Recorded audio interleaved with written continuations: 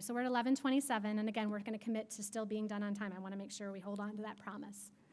All right, so let's talk a little bit about accountability. We talked about the importance of having development and fundraising within our strategic plan. We talked about a little bit how to operationalize that by creating a plan within the plan and not just leaving it sort of, we need extra money and that's our plan. We actually have to put something detailed together. And then accountability becomes really, really important. And Brian and Julie shared some really great tools for your overall plan. These are actually, that we're going to share here, are going to look a lot like those. They're going to look like, smaller versions of that for tracking our fundraising work. And we advocate, again, if you're not tracking it and you're not measuring it, you can't share success, you can't adjust strategy, you can't, adjust course if things aren't working out. But also, we talk about accountability from a perspective of, we liken it to, you got a gym membership, right? And you have a personal trainer. You're more likely to stick to that fitness routine and your health goals when you're accountable to that trainer working with you in the gym that day, right? If we go on our own, we might feel like we're going to take it a little easy today. Maybe I'm going to skip that circuit over there, and I'm just going to kind of focus on this one over here that feels a little bit better. But when that trainer's staring there telling you, okay, no, your form needs to look like this. I want 12 more reps. You need to try increasing your weight. You're much more likely to see progress and to be pushed, from a personal perspective. This is the same type of thing with accountability when it comes to fundraising our strategic plans, right? If we're talking about this frequently, if it's a part of our staff meetings, if it's a part of our board meetings, if it's on those agendas, we're much more likely as a staff and as a team and as a board to rally around making sure we're hitting those metrics and hitting those goals. So we need to talk about it and measure it. I think the other part that I want to mention here, because it's very specific to fundraising and development, is from an accountability perspective. We talked about the board not being comfortable with fundraising because they weren't sure, one, that it was an expectation or how to get involved. That can translate to our staff teams as well. So you get hired in as a new development director. What do you do if you don't have any goals, specific goals? Right? You can tend to feel like you might have a great job description, but it might be a little bit ambiguous what you're really supposed to be doing.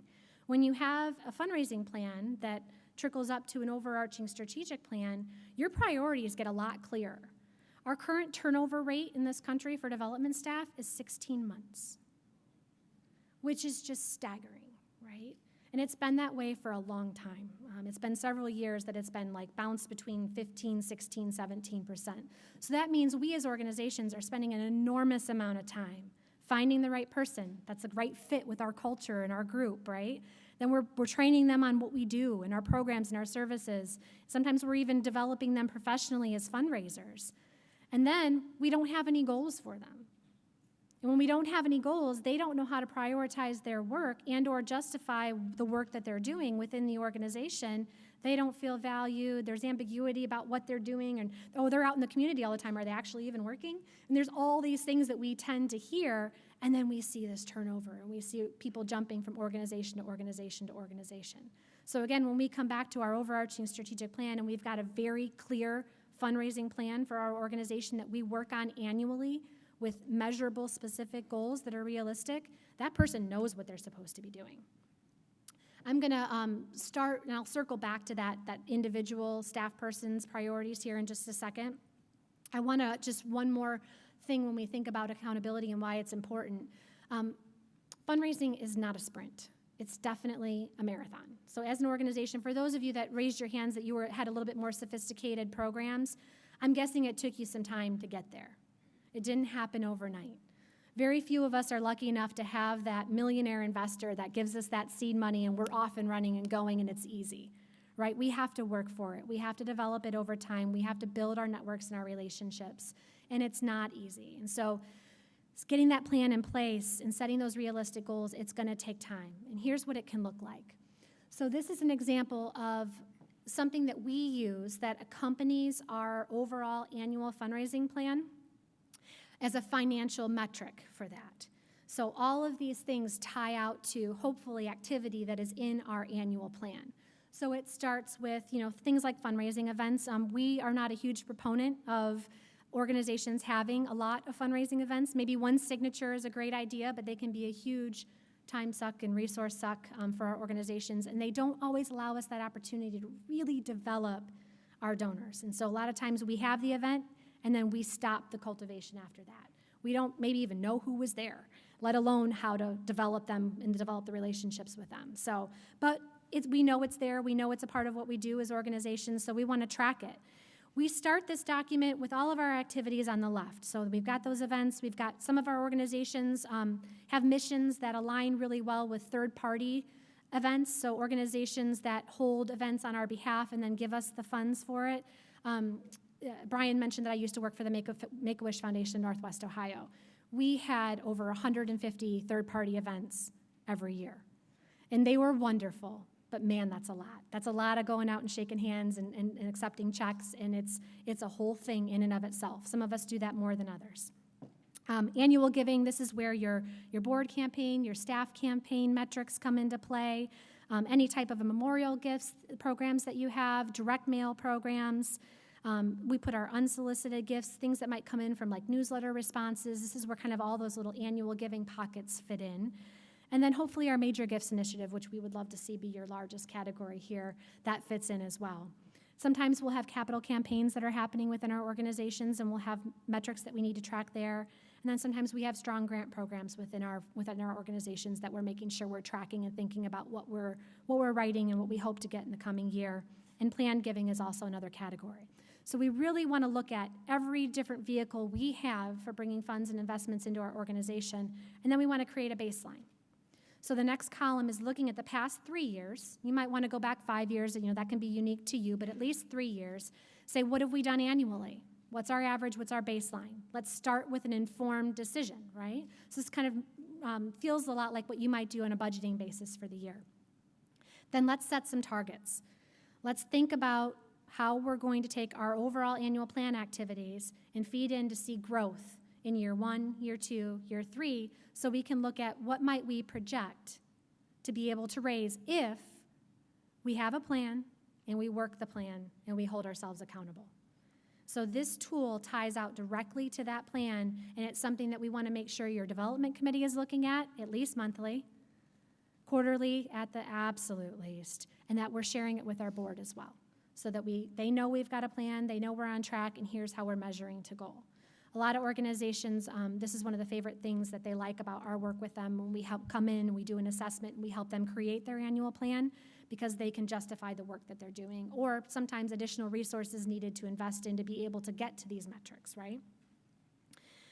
I think beyond the financial piece here, I'm going to circle back to the staff action plan. So I talked about that turnover rate, right, and how ambiguity is our enemy, where if we don't know what we're supposed to be doing, it's really hard to prioritize our work. This is just a small example of one development director's kind of individual plan, right? He's looking at our overall plan, and he's saying, okay, here's where I'm going to focus my time over the course of the year. My categories are going to focus around communication, right? The development progress reports that I'm providing to our board and to our development committee, and how I'm communicating our progress to goal, how I am engaging our board, so thinking about ways for our board to participate in fundraising, right? Our development director or maybe our CEO, ED, they have to work with the board, again, to be able to figure out where do they want to plug in. And so have those one-on-one meetings to figure out, are you in that recognition cultivation space, or are you an asker, or are you helping us identify who we want to bring in back to those circles, right? And then even internal infrastructure things like database updates, right? If we have a database, if we're lucky enough to, or however we're tracking our donor information, making sure that somebody's owning that and that we're continually focusing on that, because all the work we're doing, we don't want to lose it when that person hopefully doesn't walk out the door after 16 months, right? Then our signature event, maybe they play a really key role in that. We've got to account for their time there. And then developing that cultivation plan for event follow-up. So this, again, is just a small snapshot. Their plan might be larger, it might be smaller, depending on staff size of the organization, all of those different types of things. But it gives you an idea to take those overarching goals, they're pared down into a fundraising plan, and then they're pared down even further into individual plans for your staff and your team. KPIs, and so you heard a little bit about KPIs during the first presentation, and Emily and I were like, yay, because they're talking our language, right? So how do we measure our fundraising work that we're doing within an organization beyond just the dollars raised? So a lot of times we get really stuck on, we only, just sharing what we raised, sharing how many tickets we sold, sharing kind of the revenue aspects of things, and we don't actually track and reward our activity and our behavior that is hopefully leading to the growth of our program. So again, circling back to the idea that fundraising is a marathon and it's not a sprint, or even that sheet with the 1 year, 2 year, 3 year targets, right? We might not see a huge amount of growth realistically in year 1 and year 2. But if we're doing the right things, hopefully we'll see growth in year 3. So this is a way to track kind of what our KPIs might be. This is an example that could be used for direct mail. It could be used for a board campaign, a staff campaign, volunteer campaigns. But we're tracking things like how many new prospects do we have? How many actual donors do we have or do we want to have? What's the % participation? Number of gifts, number of repeat gifts. You can even track gifts that fell off. And then have we actually met maybe our overall financial target? An example that I like to use is I mentioned board campaigns being a place to start our fundraising, kind of looking from that kind of inner circle before we start working out. We might have done a board campaign last year, and we might have raised $5,000 in that board campaign, but maybe not everybody gave. Maybe we only had 7 of our 10 board members give. So we do it again. We come to this year, we're like, okay, here's how we're going to strategize it. We put the plan in place for the campaign. We operationalize it. We move forward.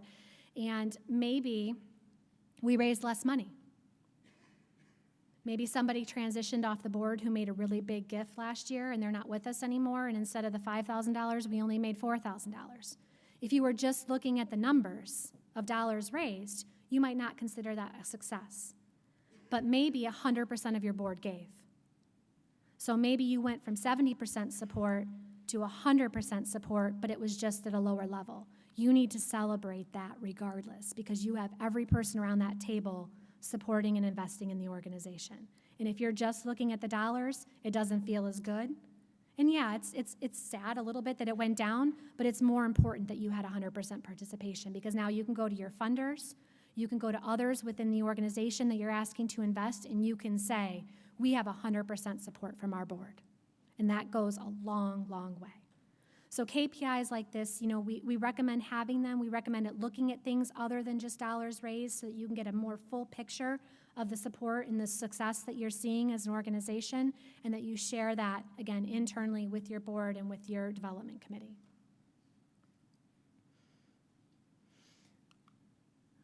Okay, so let's talk here.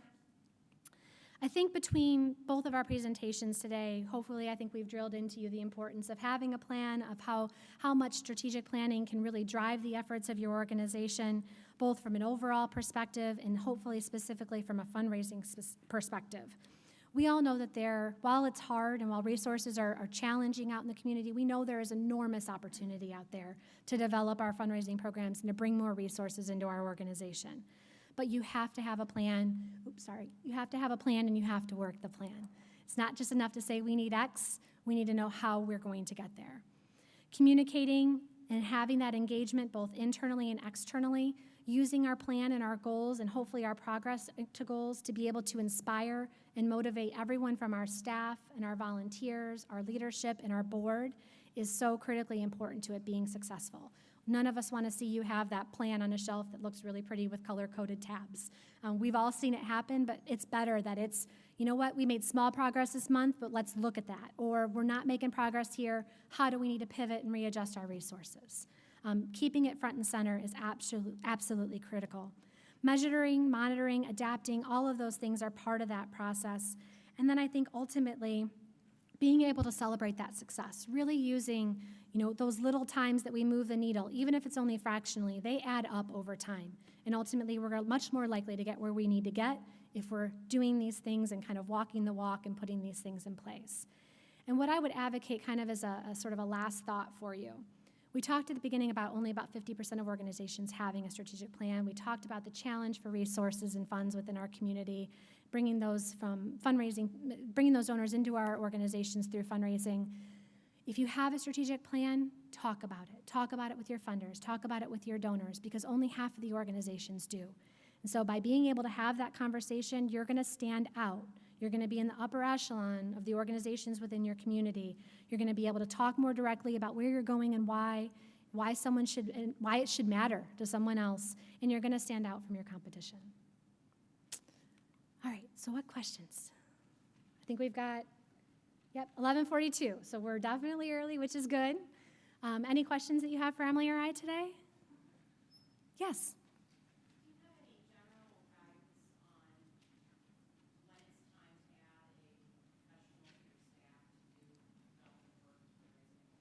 Absolutely. We would advocate that you have a plan in place before adding staff, so that when that person comes into the organization through the orientation process and bringing them in, they've got very clear sort of marching orders and parameters for how to plug in and work within your organization, or at the very least, as a staff and board, you're committed to helping develop one with them as they come in.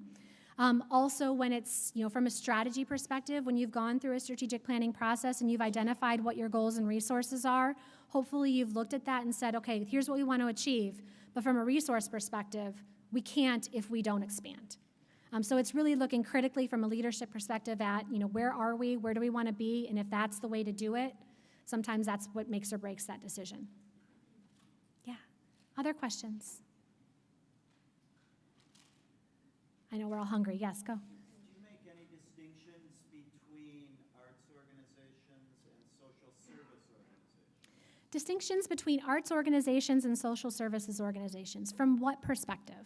From the perspective of fundraising and working with the board, do you see any differences between them? Well, we all have differences between our organizations, right? Just by the nature of who we are and what we do. But from what works in terms of a planning perspective, absolutely not. We work with both. Many arts organizations, actually half of our team is up in Detroit today doing a presentation for an organization called Culture Source, which is an arts organization. It all works. It just, your plan might have different elements. How you engage your specific supporters might be different than how a social service organization might, because the people that partake in your services do so for different reasons and in different ways. So, a template plan is perfect, but how you make that your own is where it gets unique.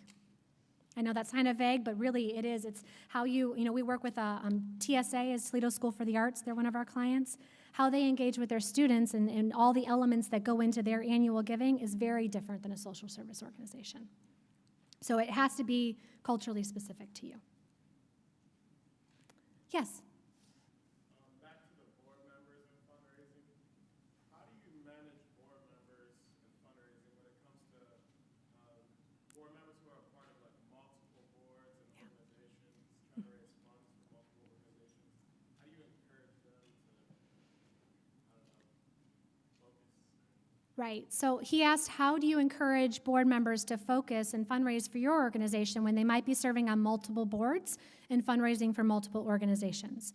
So there's a couple different ways that I'll address this, but first it starts with that recruitment, that initial conversation, figuring out where you are in their priority list, and what they're willing to give and how they want to support your organization, right? So they might say to you, look, I'm on these other organizations' boards. One of them's in a capital campaign right now, and I'm out, asking for gifts for that.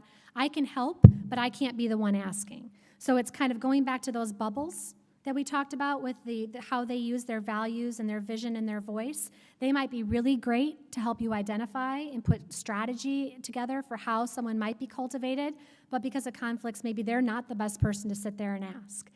So figuring out with them the different ways they can plug in and what's most comfortable to them based on their, managing their priorities. But having those conversations up front so you know what to expect and what they can expect really help head off, well, wow, I didn't know they weren't going to be able to do this type situations. Yeah. Other questions? Yes? There's some discussion about how the new tax code is disincented a lot of folks to give it a kind of lower medium level. Right. Do you have any strategies for combating? Well, first of all, do you see that? Any strategies for combating it? So that all circles back from our perspective. We are very, from our philosophy of how fundraising works best, we're very focused on developing relationships, right? And so if you're truly working with those that are supporting your organization to know them, to understand their motivations, and to be able to, kind of going back to that initial slide where I talked about packaging your mission, communicating all of those things, if you're doing that right, the tax code's not going to matter to the majority of people because their heart is connected to your organization. You've got a relationship with them, and your ask hopefully isn't dependent on what they're writing off versus not writing off. Now, will it impact some people? Yes. Likely those that don't have a strong affinity for your organization, who probably wouldn't have kept giving anyway. But if you're really focused on that relationship-driven approach to fundraising and really getting to know your donors and providing them the impact results of their gifts, communicating often and frequently outside of just the asks and the thank yous, and really focusing on that, likely those changes aren't going to matter. Other questions? All right, well, thank you very much for the opportunity to be here. We really appreciate it.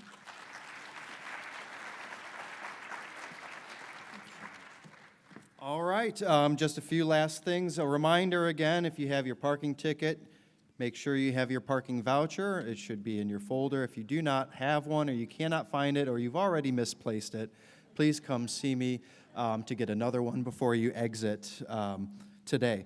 And so afterwards, we are going to be sending out a survey. It's very, very important that you actually fill out that survey and give us some feedback, not only about today, but also about future opportunities for training. Akron Community Foundation looks forward to be able to provide similar sessions.